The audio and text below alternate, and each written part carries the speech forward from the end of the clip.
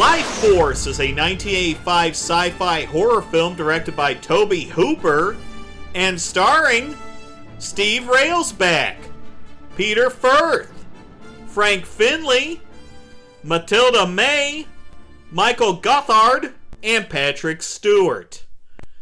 Canon! The film opens in space with some big rocks and John Larroquette. The HMS Churchill, outward bound. On board a joint British-American space team. Their mission, to intercept and study the comet bearing Dr. Edmund Halley's name. Right out of the gate, we're getting throwbacks to the Texas Chainsaw Massacre, which makes me wonder why he didn't return to do the opening narration for the Texas Chainsaw Massacre 2, which was released by Canon the following year. The Churchill is out checking out Halley's Comet and notice an object inside of it. Use a secured downlink. Sorry, Commander. Everything's being swamped by the Coma winds. We can't get anything back to base. I think we can call that the horror film phones don't work cliche. They decide to go check it out and let's spacewalk. They enter the craft and discover space bats.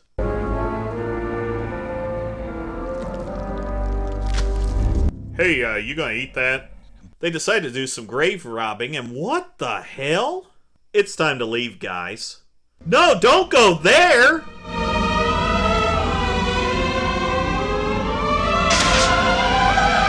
This music has a definite 2001 vibe to it. Cool, naked people in their original packaging. Definitely humanoid. I'd say she's perfect. I've been in space for 6 months, and she looks perfect to me. We know which of these three is the most horny. They bring the 3 bodies on board, then they leave. 30 days later... Churchill, come in. This is Mission Control, Great Britain.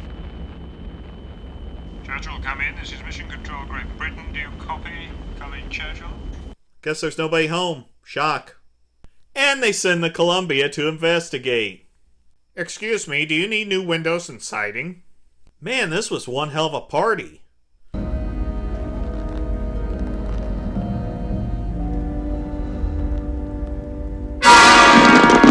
Holy shit!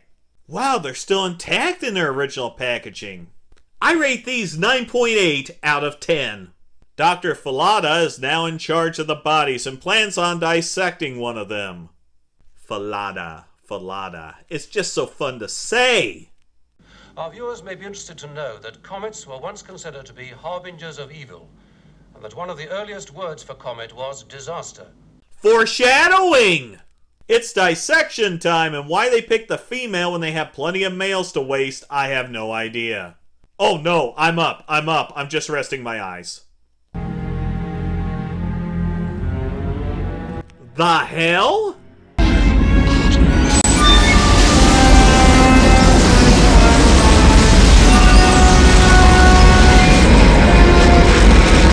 That sure is one kiss. Bukowski heads down, and she is really friendly. Then Falada runs down with backup, and Bukowski is still alive, but the space girl has split. Don't worry, a naked girl is not going to get out of this complex. She's getting out of the complex. Control, we have located the girl in the main lobby. Why are you trying to call her like a fucking dog?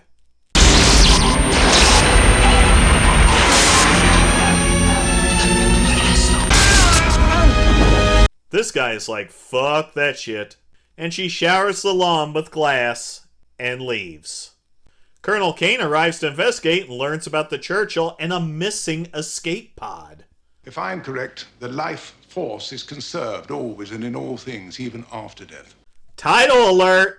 And Falada gives us a theory. I think that girl, creature, drained energy, life force partially from Bukowski and totally from the guard. A vampire? You made it to vampire really fast. It's almost like someone wrote it in the script. Meanwhile, with the twins... Don't look bloody dead to me.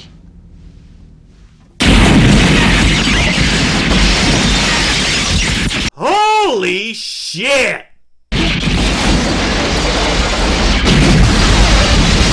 I bet the glass budget for this movie was obscene. Shooting doesn't work, so they decide to switch to grenades. That'll work.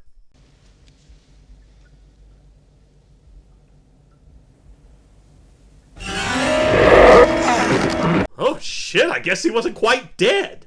That's not cool, Doc, and it's feeding time. Welcome back, sir. Now we're going to drug your ass. They get a call about a dead girl and go check it out, but nope, not their space girl. We angled on back to see if maybe we could, see him doing something. So you're a couple of perverts peeping on women in the park. Back at their lab, they discover that the creatures need to feed every couple hours. I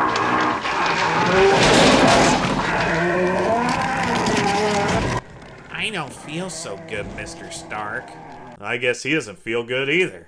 They hook the dead girl up and she manages to destroy $200,000 worth of equipment and cause $10,000 in damages. In Texas, they discover the escape pod and Carlson survived. He tells them about the final days of the Churchill, with the crew slowly dying off and him ultimately torching the ship. NASA tracking and us. I've just reported an unusual structure leaving Halley's Comet. It's headed for us. Good news? That night it gets goth hot in Carlson's quarters.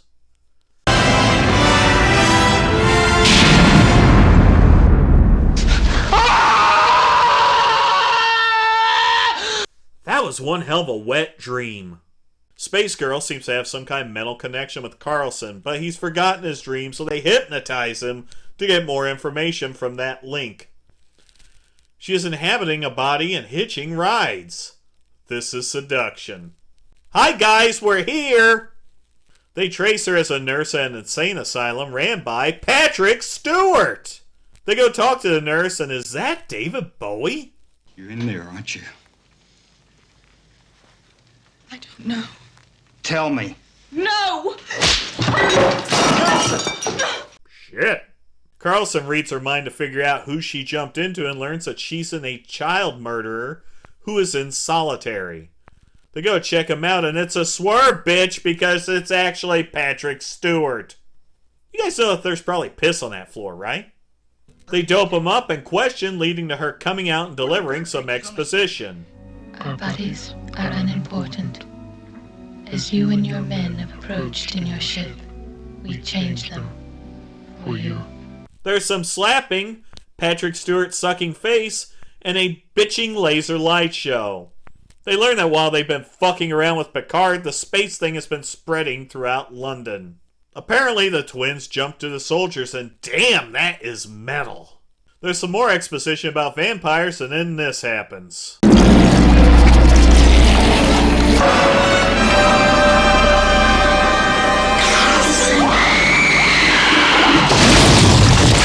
Splat. Then a revelation comes from Carlson. She took some of my energy. Your boner may have screwed over the entire planet. Good job! They arrive in London and it looks like the World Cup is in town.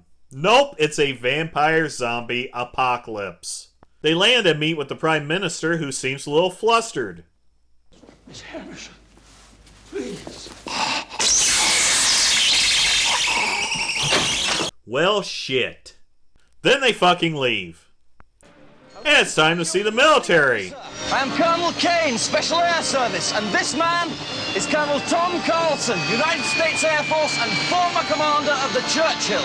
Oh, I see. You're the guy that caused all this because you wanted to get your dick wet. We have totally isolated London in order to stop further contagion. If that fails, and the surrounding areas are threatened, sterilization by thermonuclear device has been approved.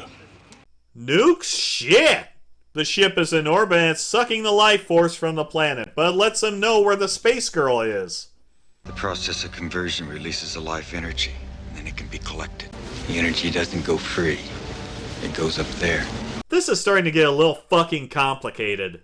Carlson believes he can locate the source. There are only 2 carriers. If we can destroy them, it may not be necessary to destroy London. But we only have an hour and a half. If that's all the time you have left, you might as well give it a try. What do you have to lose? And with that, Carlson bolts.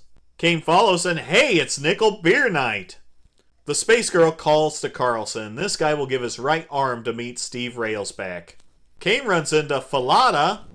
Carlson is after the girl. How did you know that? Oh, I seem to sense it. So was he one the entire time? Who fucking knows?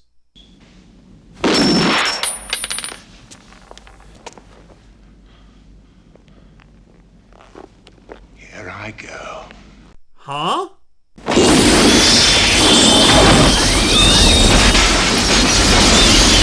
Damn. Here, I need to see this. See ya.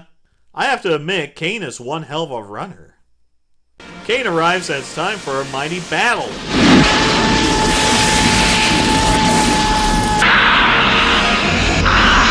Well, that looks badass.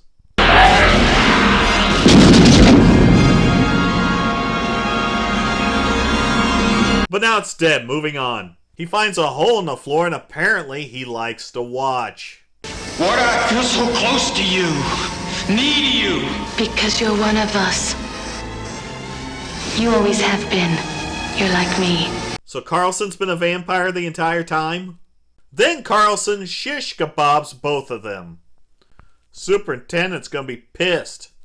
Carlson and a space girl get sucked up and then they fucking leave with a ship full of Lifeforce. So the alien vampires won. And we're left with piles of dead folks. For a canon movie, Lifeforce is pretty epic, and it seems like they spent a ton of money on this one. The problem with the film is that there's so much to process, and we're watching a version that's 20 minutes shorter than was originally intended. Was Falala a vampire the entire time? What about Carlson? We don't really get answers to those questions. Word on the street has it that production fell behind schedule, so they had to abandon some concepts to make it up. And you can really tell as the movie runs through its time. Even though Lifeforce is long in the tooth, it's really a solid sci-fi horror film.